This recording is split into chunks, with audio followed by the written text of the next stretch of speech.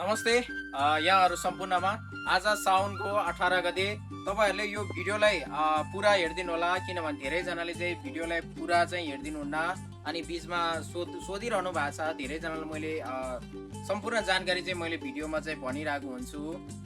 मेरो नर्सरी चाहिँ काभ्रे तेमाल, काभ्रे भगुन्डे बेसी अनि सजिलोको लागि चाहिँ यही बिरुवाहरू चाहिँ मैले भक्तपुरमा चाहिँ उपलब्ध गर्ने हो तपाईँहरूको लागि। भक्तपुर यो सूर्यविनायक हलातेमा आउनुभयो भने यही बिरुवाहरू, यहीँको बिरुवाहरू चाहिँ त्यहाँ उपलब्ध हुन्छ।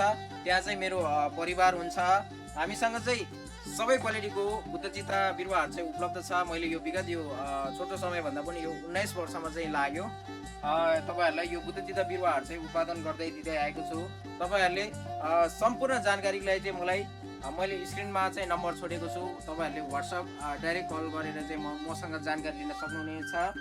धेरैजनाले चाहिँ मलाई तपाईँको बिरुवा सकिएको हो कि तपाईँको भिडियो आएन भनेर पनि धेरैजनाले चाहिँ गुनासो गरिरहनु भएको थियो। म एकदमै बिजी भएकोले चाहिँ मैले तपाईँहरूलाई भिडियो पनि अपलोड गर्न पाएन। हामीसँग सबै क्वालिटीको बिरुवाहरू चाहिँ उपलब्ध छ। तपाईँहरूले जति पनि यो बुद्धचित्तमा हुनुपर्ने क्वालिटीको बिरुवाहरू चाहिँ उपलब्ध छ।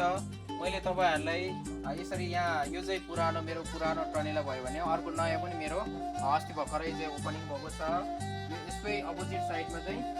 अनि तपाईँहरूलाई यहीँको यही बिरुवाहरू चाहिँ भक्तपुरमा नि मैले उपलब्ध गरेको छु। त्यहाँ चाहिँ मेरो परिवार हुन्छ। तपाईँहरूले स्क्रिनमा दिएको नम्बरमा चाहिँ मलाई डाइरेक्ट सम्पर्क गर्न सक्नुहुनेछ। सबै क्वालिटीको बिरुवाहरू चाहिँ उपलब्ध छ।